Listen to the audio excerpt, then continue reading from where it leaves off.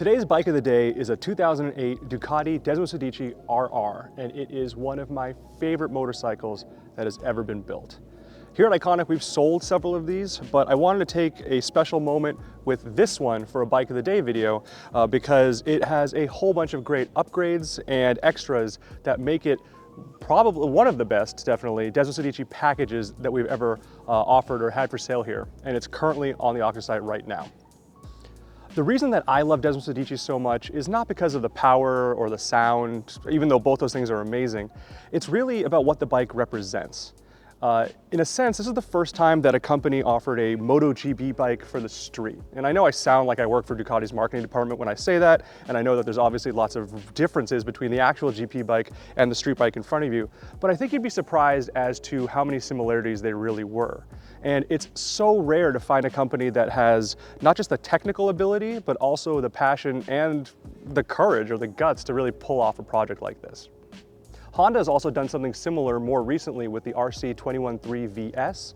We've sold a few of those here at Iconic and even taken them out to tracks like Barber, but the Desmo will always have a special place in my heart just because it was the first one to kind of do the whole GP bike for the street idea. As part of that, I mean, Ducati offered really incredible components on this. The Öhlins forks at the time were about a $10,000 piece, and only certain teams, certain race teams could even get it at the time.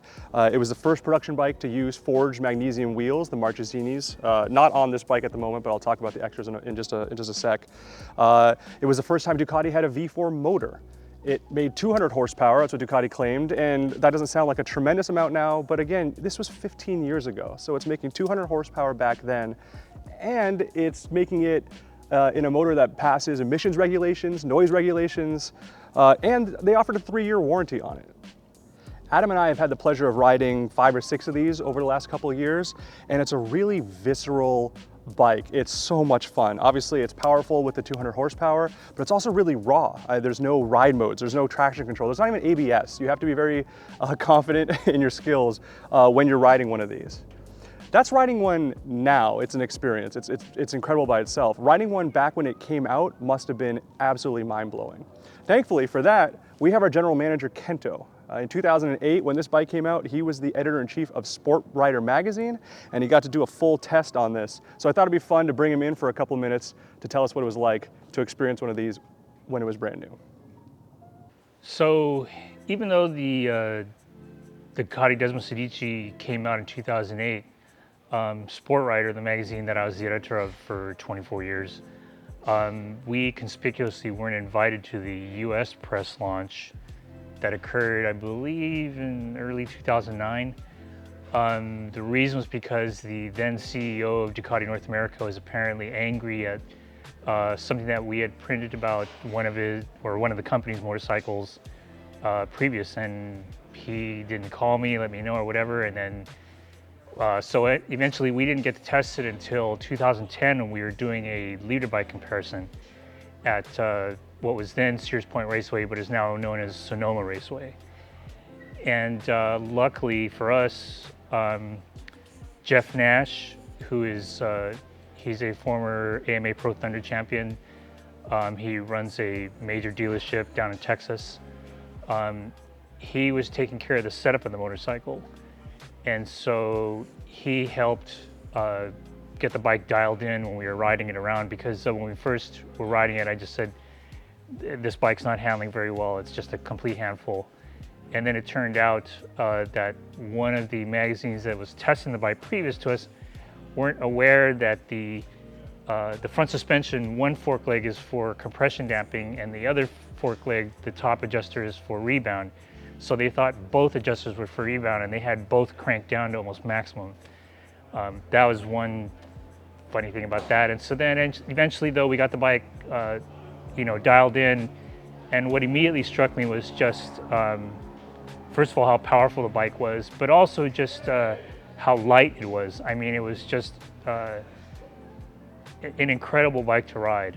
And especially back then, during that area in 2010, I mean, that was before the current crop of, leader bikes we have now. I mean, back then, I mean, the Desmosedici pretty much outclassed those bikes head and shoulders. Now, of course, we have motorcycles that are a lot better, but I'd have to say that even compared to today's bikes, I mean, the Desmosedici is really an incredible machine. I mean, put it this way, we were allowed to do a drag strip run on the bikes. Sonoma Raceway has a drag strip down the middle of the course. And so we did drag strip runs on the bike, and I was able to do a high 9-second quarter mile at about 158, I can't remember exactly, miles per hour trap speed. But those numbers are for a sport bike that's not lowered and has no gearing and so forth. I mean, those are incredible numbers. And I believe when we put it on the dyno, it put out about 175 rear wheel horsepower, which back then was another incredible number. But it was just a fantastic motorcycle to ride. It was just it wasn't only fun to ride in just its performance, but also viscerally. I mean, the thing that you notice about it is when you fire up the bike, there's this immediate, I call it like this blizzard of mechanical noise that just confronts you as soon as you fire it up. I mean, it basically lets you know that, you better be ready to ride this bike because it's gonna pretty much give it to you. Yeah, I mean, those are some great memories that I have of the bike. I mean, it was just, it was really a fantastic ride, and I have to thank Jeff Nash for, helping us out back then. I mean, it was a really, really fun bike to ride. Thank you to Kento for that. He's got lots of great stories, as you can imagine, so we hope to include him in some more videos like this in the future. But back to this bike. It is number 309 out of the 1,500 Desmosedicis that were built, and it has it has the two features that I always look for when trying to source a Desmosedici.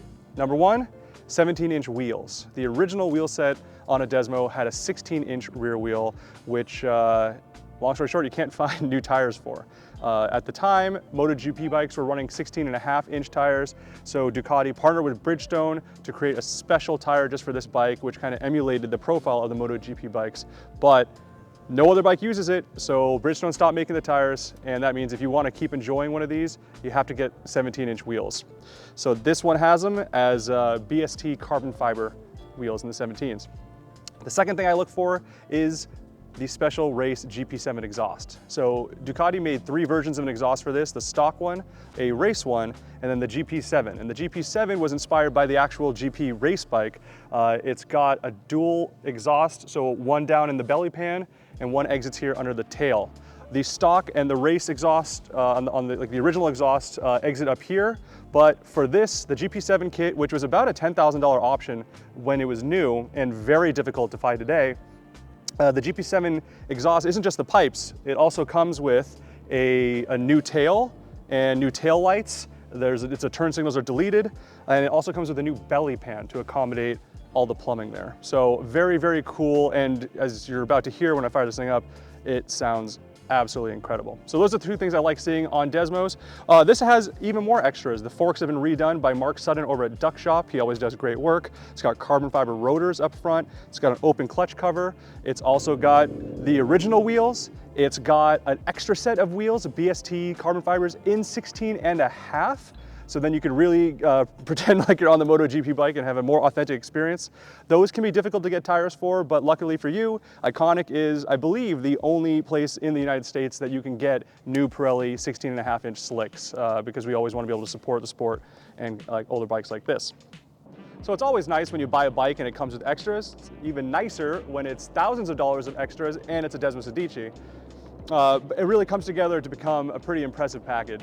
But to me, the most impressive thing about this bike is how that GP7 exhaust sounds. Let's hear it, and the bike is already warm, so don't worry.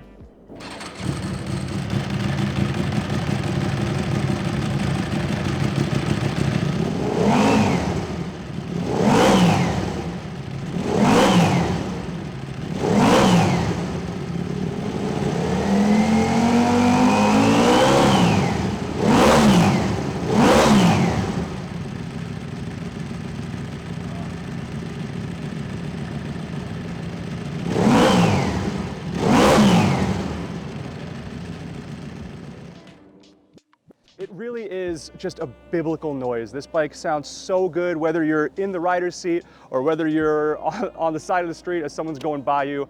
I just love the way this GP7 exhaust sounds. Your neighbors will hate you, your riding buddies will adore you, but either way, it is just such a great finishing piece or finishing touch to such an incredible motorcycle. As I mentioned earlier, this bike is currently on our auction site. If you have any questions, you know how to reach us. Best of luck to anyone participating in the auction, and I gotta say, I am gonna be so jealous of whoever picks this one up next. As always, thanks for watching.